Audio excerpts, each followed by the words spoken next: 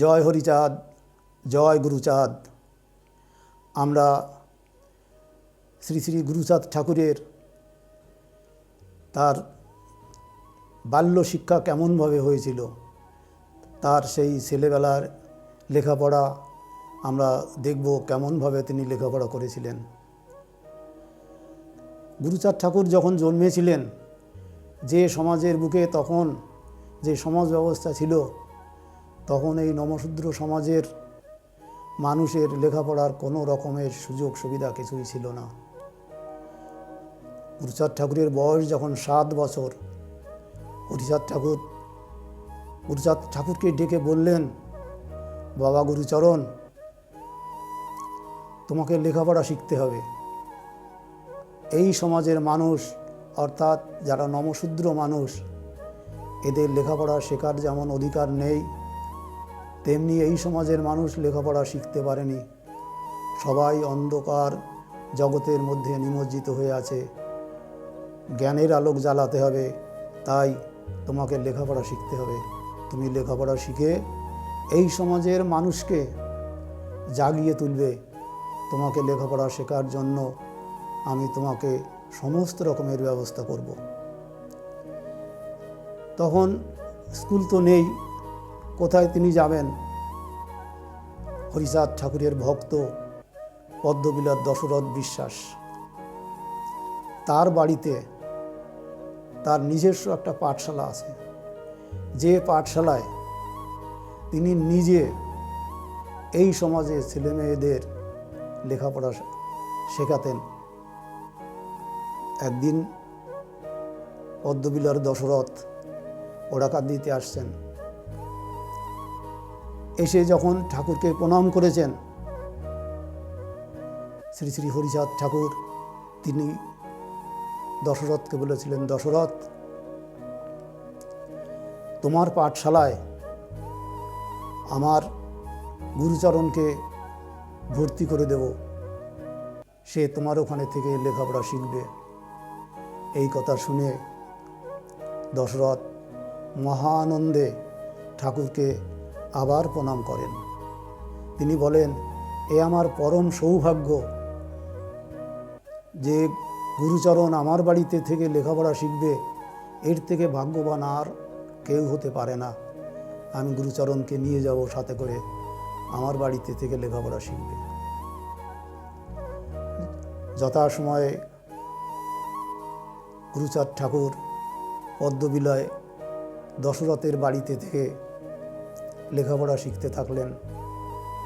গুরুচাঁদ ঠাকুরের এমন শক্তি ছিল যে উনি খুব সহজেই একটা জিনিস দেখলে, পড়লে, শুনলে মনে রাখতে পারতেন।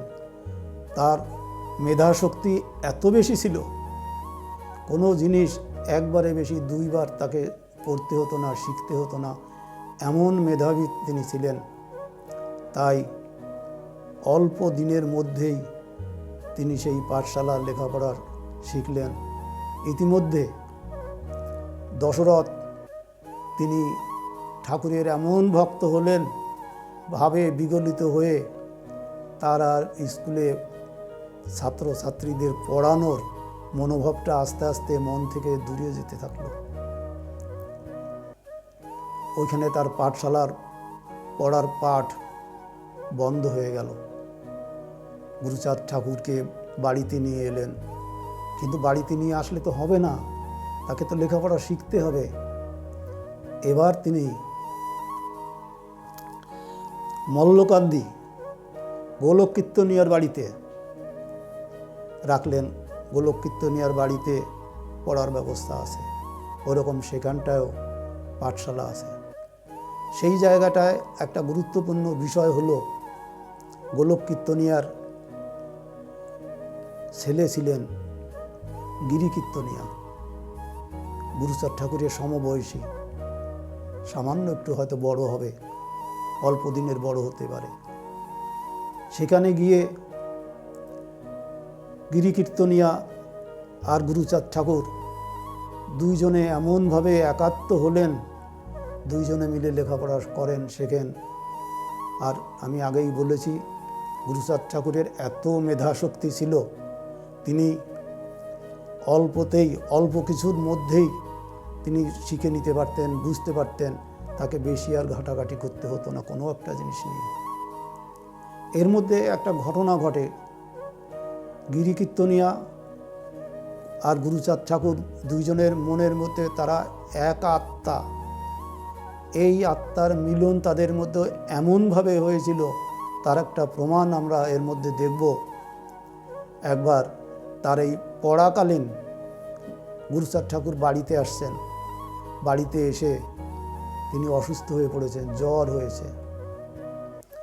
এমন জ্বরের উপদ্রব তখনকার দিনে বর্তমান সময়ের মতো কোনো রকম চিকিৎসা ব্যবস্থা ছিল না। গুরুচাঁদ ঠাকুর ভীষণভাবে কাহিল হয়ে পড়েছেন, দুর্বল হয়ে পড়েছেন, চলার শক্তি হারিয়ে ফেলেছেন, এরকম একটা অবস্থা। এই খবর যখন গিরিকীর্তনিয়ার কাছে পৌঁছেছে, সে ছুটি চলে আসছে ঠাকুর বাড়িতে। এসে যখন দেখে গুরুচাঁদ ঠাকুর শয্যাশায়ী, তখন সে কেঁদে ফেলেছে। গুরুচাঁদ ঠাকুর গিরিকীর্তনিয়াকে বলছেন, গিরি দাদা, আমি আর বোধহয় থাকবো না, আমি চলে যাব, আমার আর থাকা হবে না, একসঙ্গে লেখাপড়া করা হবে না। তখন গিরি বলে, কেন দাদা, তুমি এই কথা বলছো কেন? তোমার রোগ ব্যাধি মুক্ত হয়ে যাবে, আমি বলছি তুমি ভালো হয়ে উঠবে। তখন গিরিকীর্তনিয়া এক ধ্যান এক জ্ঞানে কায় মনোবাক্যে বলছেন, ঠাকুর, তুমি আমার গুরুচাঁদের জ্বর আমাকে দাও, গুরুচাঁদকে তুমি নিও না, ওর তো জগতের জন্য অনেক কিছু করতে হবে, ওর ওই ব্যাধি আমাকে দাও।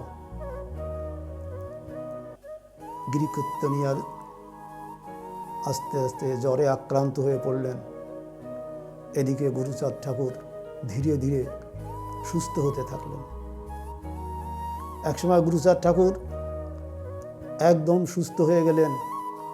ওদিকে গিরিকীর্তনিয়া সে ধীরে ধীরে মৃত্যুর পথে সে ঢলে পড়ল। গিরিকীর্তনিয়া গুরুচাঁদ ঠাকুরের জন্য এই যে আত্মত্যাগ সমাজে বিরল, যে নিজের জীবন দিয়ে গুরুচাঁদ ঠাকুরকে রক্ষা করলেন, এই গিরিকীর্তনিয়া গুরুচাঁদ ঠাকুরের এক আত্মা ছিল। সেই গিরিকীর্তনিয়ার বাড়িতে থেকে গুরুচাঁদ ঠাকুর আর ওই গিরিকীর্তনিয়া দুইজনে মিলে পড়াশুনো করতেন, একসঙ্গে খেলতেন, খাওয়া দাওয়া করতেন, এইভাবে তাদের লেখাপড়া চলছে। এইভাবে গুরুচাঁদ ঠাকুরের বয়স যখন 10, তখন